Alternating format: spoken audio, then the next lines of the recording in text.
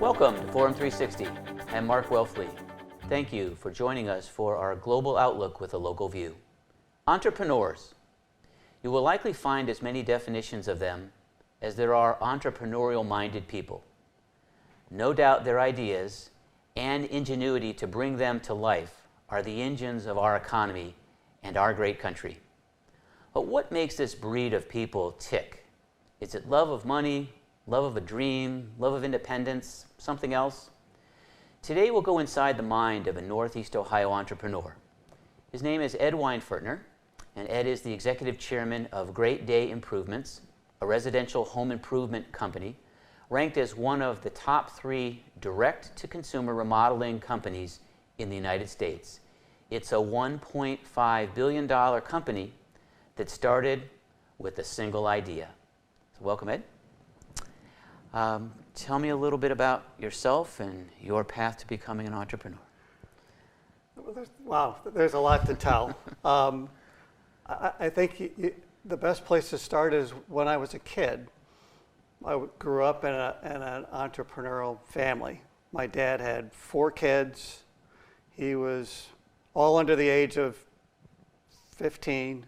He quit his job and started a business. And so as kids, the inventory was in the basement, and we were doing odd jobs to help him. And so I grew up with the entrepreneurial mindset early. And so my mom and dad were entrepreneurs. My uncle was an entrepreneur. As things have evolved, both my brothers and I are entrepreneurs. My wife is an entrepreneur and a partner in the adventure. So it's and with those roots and that sort of early upbringing, the question wasn't so much what the path would be, but like where the entrepreneurial drive would lead. And so over the course of the last 40 years, been involved in a variety of different ventures.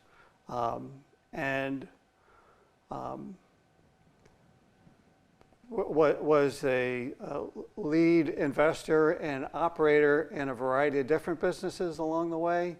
I was in an electronic components business. I was in a specialty chemicals business, a metal fabrication business, and ultimately had a stretch with the Pella Window and Door Company. So the window and residential home improvement business. And from the sum of all those experiences, I ended up finding an opportunity that, unlike some of the other ones where there's ups and downs along the way, some success, some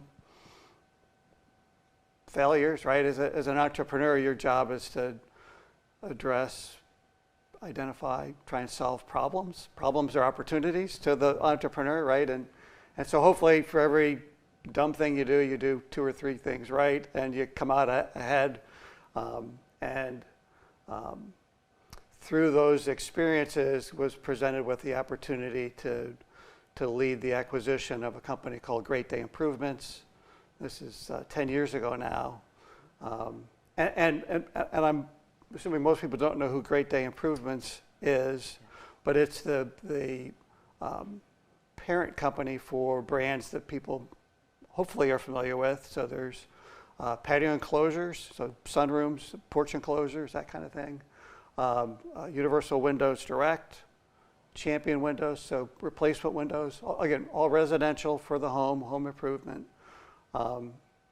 We also do bathroom remodeling, and recently acquired a company called Leaf Guard, which is gutter protection and water management in the home. So we've over the course of 10 years have evolved from a small business that had struggled through the Great Recession to today an enterprise that's national in scope, 288 locations, 4,500 people, and as you pointed out, $1.5 billion or so in revenue. When you acquired Great Day Improvements, like how many businesses was it? How many of those operations did it own? And then you, of course, built it to 288, and quite a journey. So the original business was patio enclosures, and it was primarily 12 locations in the Midwest and Northeast U.S. The business was very seasonal. It's tough to install. Sunrooms are basically miniature room additions with walls of glass, and we weren't installing a lot of those in Buffalo and Cleveland and Milwaukee in the wintertime. So the business was very seasonal. So yes, that was the original, that was the foundation, it was the base. But for us, it was the foundation of this business model, which is working direct to consumer for home improvement. And the well-established model for home improvement is there's building product manufacturing companies who sell to distributors or dealers or franchises who then deal with contractors who deal with homeowners, right? And our model is the classic eliminate the middlemen, and you deal direct with homeowners. And with the added benefit of we also are the manufacturing business. So vertically integrated manufacturing, dealing direct with the consumer. So all of those other steps, markups, communication challenges are theoretically eliminated with the model that we're running. So it was the refinement of the model that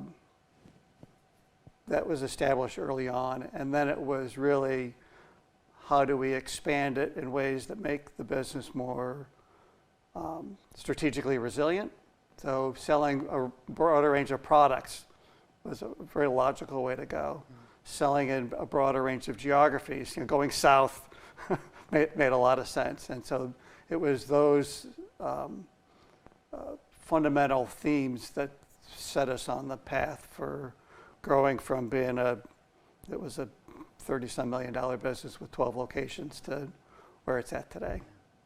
10 years ago, would you have envisioned that you would be at this, No, at one point, crossing the No. $1.5 I feel like it's the billion blind squirrel that found the nut, right? It was right place, right time, right mix of things. I go back to this theme of what's an entrepreneur and what's the entrepreneurial mindset. And I think the mindset, Mark, is a couple of themes. One, as I mentioned before, it's your job is to solve problems and identify problems and come up with solutions. And if you're really good at solving problems as an entrepreneur, you can craft that into opportunity that can lead to success, right? And home improvement's a great example because I think number 2 on the list of consumer complaints are complaints. Everybody as a homeowner has a story to tell about a project that went wrong, right? They got the wrong contractor, right? And so in home improvement, there's an opportunity just to find someone to invite into your home to work on a project that is trustworthy and will stand behind their work, right? Those kind of themes. But the other piece, and it sort of, again, to your lead-in comments is like, what are the motivations? What are the motivators? And the way I like to think about it as an entrepreneur is, so you have this thing, you want to solve problems and work on problems or opportunities, but you quickly learn you can't do everything yourself. So then it's, how do I team up with and find other people to help align around a mindset to solve problems, right? And so how do we craft a bigger team? And the essence of it is coming up with ways where everybody involved benefits. So it begins with homeowners saying, I'm desperate to find a contractor that I can bring into my home that I know is going to do good work and that I can trust and they'll stand behind it and so on. And then it's having people that say, I love to do that kind of work. I find a lot of gratification from it, but I'm looking for a company that if I come and I invest my time and my energy, that they're going to appreciate me, that they're going to reward my effort, that I can be part of a winning team, that I can feel appreciated on a day-to-day basis, right? And then as an operator investor, it's, can I find a place to invest money, back a team, right, and know that they're going to generate the kind of returns that investors look for. Mm-hmm. And so the fundamental of it is all the stakeholders, the customers, the employees, the people in the company, and the people that are the investors, everybody has to win, right? Everybody has to benefit. And so we'll say, well, hey, you're in business to make a profit. And what I would say is, well, that's a fundamental truth. Ultimately, you're in business so that all those stakeholder groups win, and they therefore, and win is defined as they trust each other. If consumers trust in us to take care of their home improvement projects, that will then get rewarded with referrals and additional business, right? And if the people come and they say, I'm here to be part of this company, and I give it a full effort, and I'm developed, and I'm rewarded, and I am promoted, they tell other people about the company and say, come and join. They trust and believe in the business. And again, then as the lead investor and the person that's trying to orchestrate all this without, is that working? So it's this cycle of prosperity where everybody benefits, and it's fueled by trust. And if those things are working, the business will make money. So to me, the businesses that make money, it's an indicator that the cycle is working well. Yeah. And I realize that's a dramatic oversimplification of things, but fundamentally, philosophically, that's to me the sort of core belief behind the sum of all this. If you're just joining us, thank you for listening or watching. I am here with Ed Weinfertner. He is the executive chairman of Great Day Improvements, a home remodeling company here in Northeast Ohio, and an entrepreneur. And we're talking about entrepreneurism and what it takes to take a company from a small idea to a medium to a large idea, and all of the ups and downs in the process. So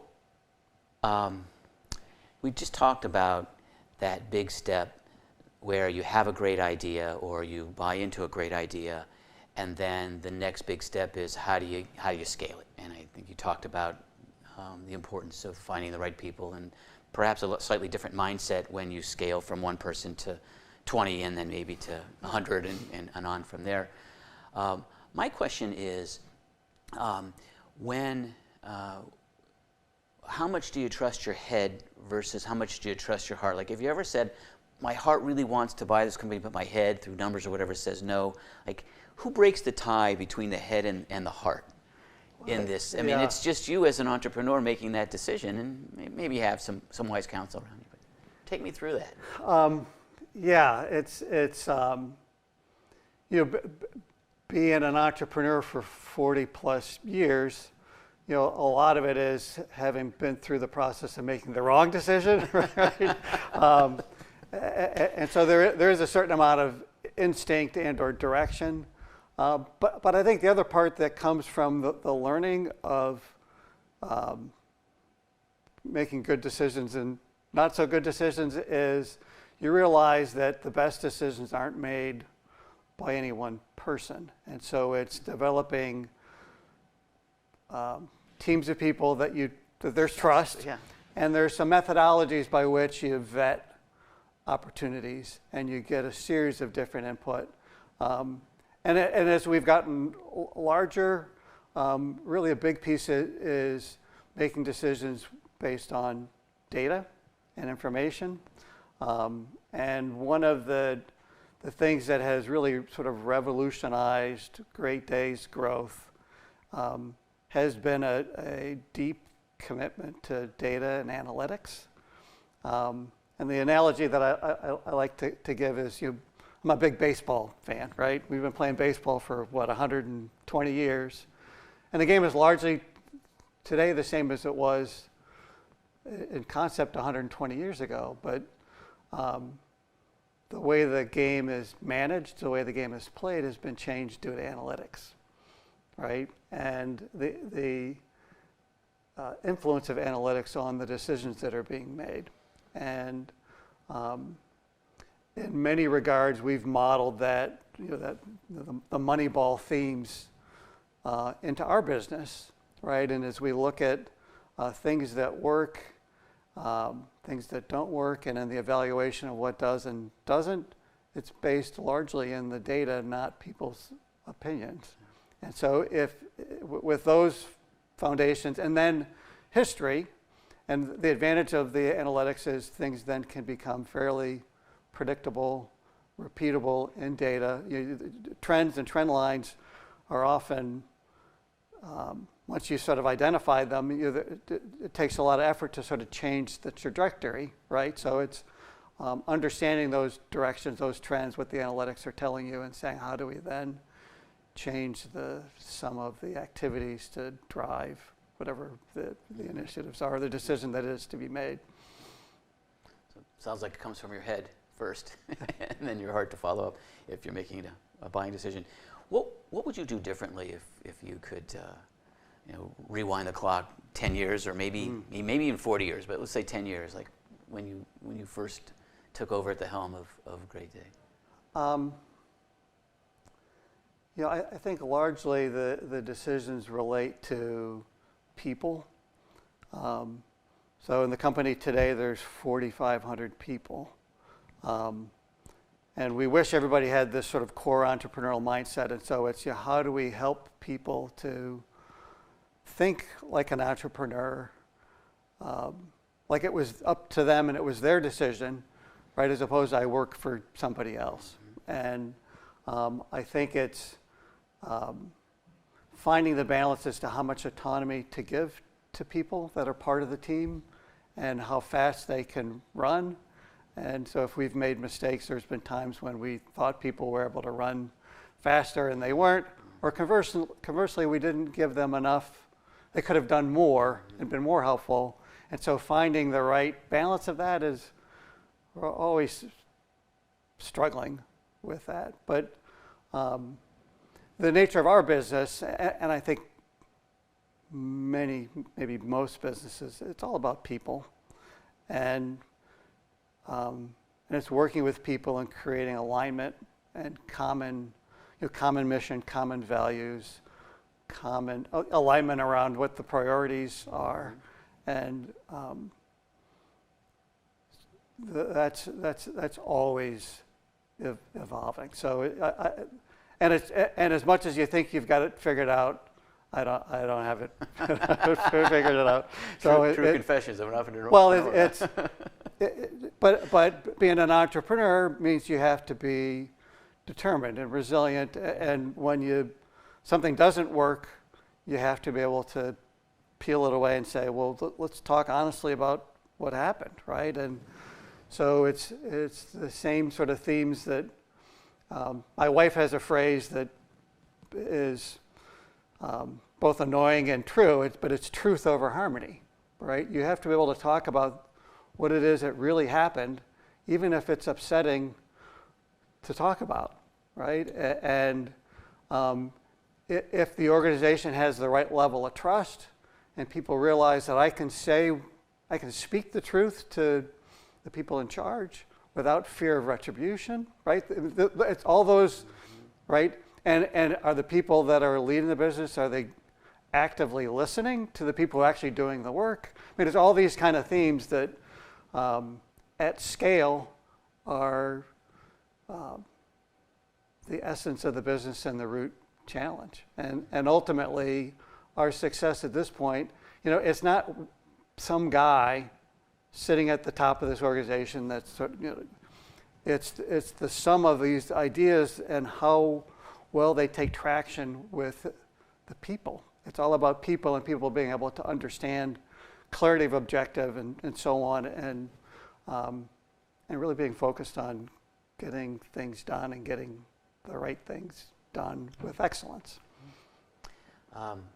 fast forward the clock 10 years, where will Great Day Improvements be? Where will you be as an entrepreneur? Yeah. So the business has grown from a small business to a national business today, and it's sizable in scope and scale. But Mark, I fundamentally believe that as good a story we have to tell, we're just getting started. The home improvement industry is a $460 billion industry, and it is highly fragmented, and there are a limited number of national scaled companies that consumers can know and trust and count on. And so we see tremendous opportunity for growth and driving these themes and expanding the penetration of our geography as well as the mix and breadth of products. And our ultimate vision is when it comes to projects in your home that you choose to, not do it yourself, but it's a do it for me, like who are you going to call? And maybe today it's replacement windows, and tomorrow you want to redo your entry door, and next year you want to fix the slippery bathtub that put in a walk-in shower, or as you're aging, I want to be able to age in place and live my home longer. Who are you going to call to help you with those things? If we're doing this right, it's trust, confidence is expressed through repeat business and through a high level of referral. And it's about building a business that's strategically resilient, that is great for the people that are in it. Right? Again, that cycle of prosperity continues to work, and it can do so in a way where the business is built to last, and it does so whether I'm there or not. So 10 years from now, I most likely won't be active in the day-to-day of the business anymore, and others will and will probably be better at it than I was and would be. Mm-hmm. From 40 years looking back and 10 years looking forward, my question is, can an entrepreneur ever stop being an entrepreneur? Can you turn it off?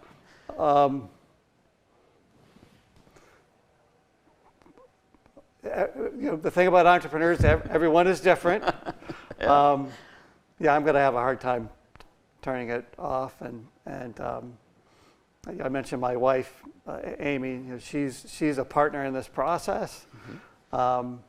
And we had this opportunity a couple of years ago where there was the opportunity to acquire both Universal Windows Direct and Champion and bring them into the company. This is at the end of 21, and for us at the time, that was a very big step. It would more than double the size of the company, but it also meant sort of doubling down on the commitment to the business and longevity, and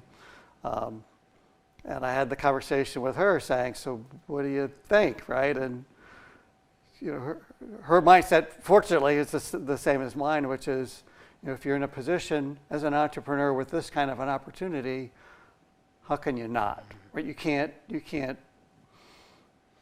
not go for it. And so we went for it, right? And then this past summer, there was this opportunity with Leaf Guard and the gutter business, and we did more of the same. So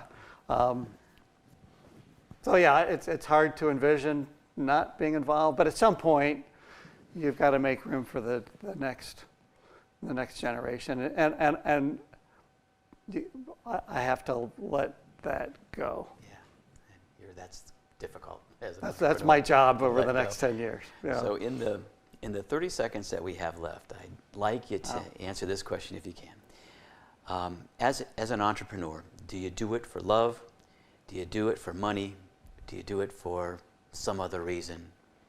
Why do entrepreneurs do it? It's the thrill of the hunt. There's these problems that haven't been solved, and you say, I think I can fix this in a way that creates these kind of themes that we've been talking about. And I think early stage, it's about making money, right? But at some point, it becomes much bigger than that. And it's about building something, and it's about seeing people come together. And there is no joy like rallying a group of people together with a common purpose and being successful with it, and sharing that joy and the bounty from that joy with everyone that was a part of it. Thanks. There are more than 31 million entrepreneurs in the United States, making up about 18% of our workforce. The number of entrepreneurs in the U.S. has increased every year since 2005. Owning your own business and growing it can be a thrill ride full of ups and downs, but ask any entrepreneur and they will tell you that nothing beats doing what you love for a living. I'd like to thank Ed Weinfertner for being here today and encourage each of you to keep your eyes and mind open until next time on Forum 360. Forum 360 is brought to you by John S. and James L. Knight Foundation, the Akron Community Foundation, Hudson Community Television, the Rubber City Radio Group, Shaw Jewish Community Center of Akron, Blue Green, Electric Impulse Communications, and Forum 360 supporters.